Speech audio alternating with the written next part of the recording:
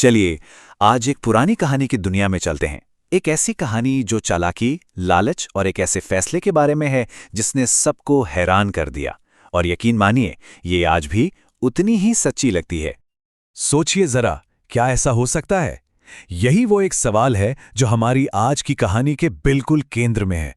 एक ऐसी पहेली जिसने न सिर्फ पूरे गांव को उलझा दिया, बल्कि एक बहुत ही चतुर फैसले को जन्म भी दिया। तो हमारी कहानी का पहला हिस्सा एक ऐसे सौदे के बारे में है जो देखने में तो बहुत महंगा था। ये एक ऐसा सौदा था जो गांव वालों के लिए एक उम्मीद की किरण लेकर आया, पर असल में ये एक बहुत बड़े विवाद की शुरुआत होने वाला था। कल्पना कीजिए, एक ऐसी जगह की जहां पानी की बूंद बूंद कीमती है और वहीं एक आदमी के पास पानी का इकलौता जरिया, मतलब इकलौता कुआं है।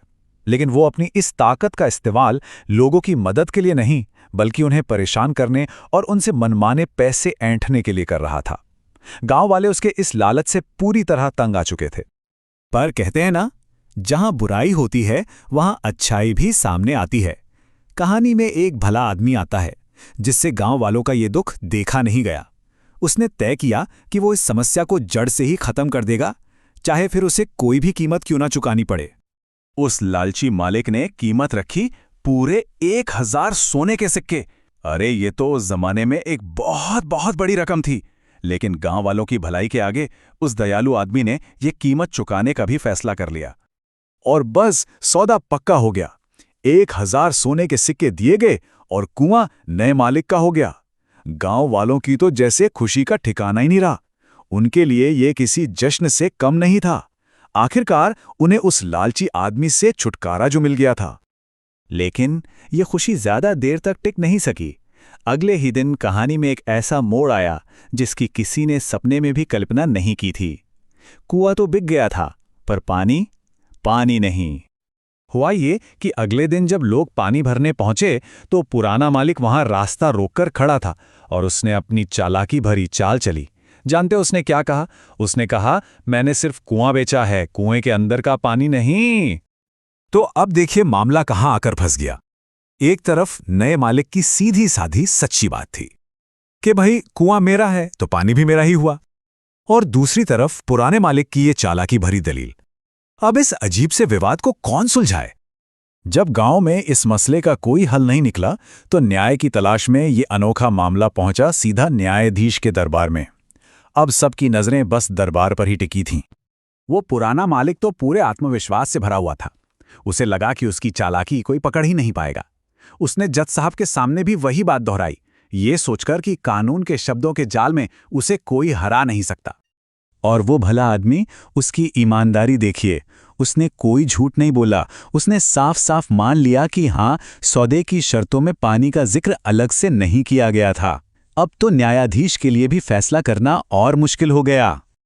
पूरे दरबार में एकदम सन्नाटा था। सबकी सांसें अटकी हुई थीं, सबकी नजरें न्यायाधीश पर थीं।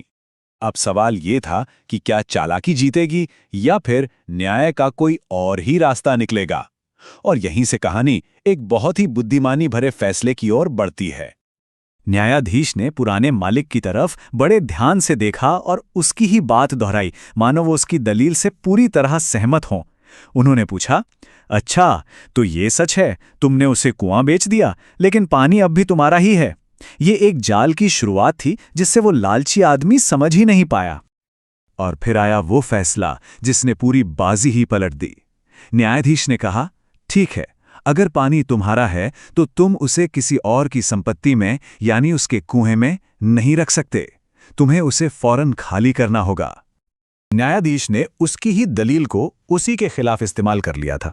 लॉजिक देखिए, अगर पानी तुम्हारा है और कुआं उसका, तो तुम उसके कुएं में अपना पानी रखने का किराया दोगे। है ना कमाल का तर्क? और किराया भी कोई ऐसा वैसा नहीं। न्यायाधीश ने हर घंटे के लिए 100 सोने के सिक्कों का किराया तय कर दिया। ये उस चालाक आदमी की पूरी हार थी, और वो भी उसी के बनाए खेल में। बस इस एक फैसले ने सब कुछ बदल कर रख दिया।